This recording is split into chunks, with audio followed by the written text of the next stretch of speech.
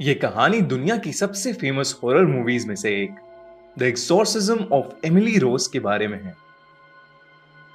इस कहानी में बताई गई हर एक बात एनालीज मिशेल नाम की एक लड़की के साथ हुई सच्ची घटनाओं पर आधारित है। जर्मनी में रहने वाली एनालीज को 16 साल की उम्र से ही काफी दिक्कतें शुरू हो गई थी। चक्कर आना, किसी भी चीज पर रिएक्ट न करना, बिना बात के चीखना,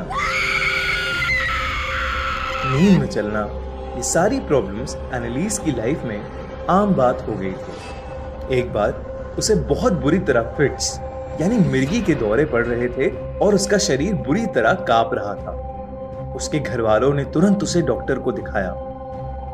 डॉक्टर ने बताया कि वो दिमागी रूप से काफी बीमार है और उसकी प्रॉब्लम्स और न बढ़ जाएं, इसलिए डॉक्टर ने उसे दवाइयां दी, पर दवाइयों का कोई असर नहीं हुआ। 1973 में जब एनालीज 21 साल की हुई तो उसकी हालत और खराब हो गई। एक समय ऐसा आया कि एनालीज को लगने लगा कि उस पे शैतानी आत्माओं का साया है।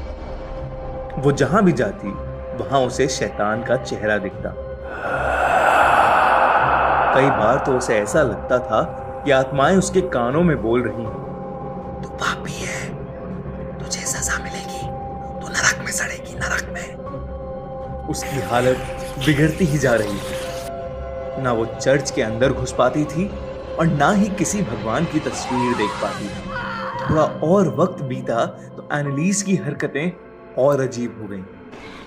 कीड़े खाना, हाथों के बल चलना, अपने कपड़े फाड़ना और अपने आप को बहुत बुरी तरह मारना।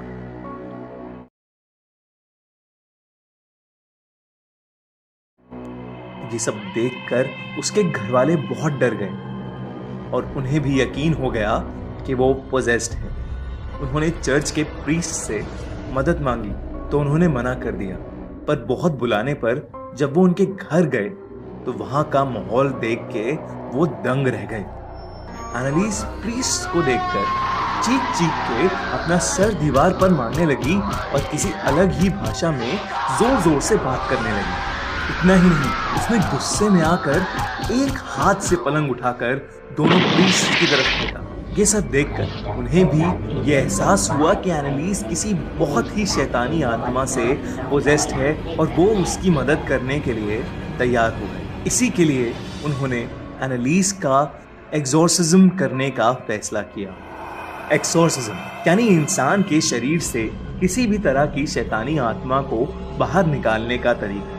1975 और 1976 के बीच करीब 10 महीने तक एनालीज की बॉडी से उन आत्माओं को भगाने की कोशिश की गई। शुरू में एनालीज को बेड से बांधकर प्रीस्ट ने उसके अंदर के शैतानों को बाहर आने के लिए डराया।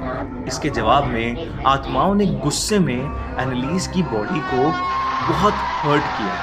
एक्सोर्सिज्म करने पर पता चला उसके शरीर के अंदर एक नहीं बल्कि 6 शैतानी आत्माएं वास कर रही हैं।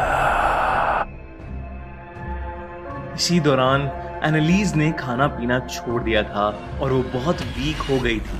1 जुलाई 1976 को एनालीज की डिहाइड्रेशन और खाने की कमी के कारण मौत हो गई। दोनों प्रीस्ट और एनालीज के पेरेंट्स को उसकी डेथ के लिए जिम्मेदार मानकर उन्हें अरेस्ट कर लिया गया, पर पुख्ता सबूत ना होने के कारण 6 महीने बाद वो रिहा हो गए।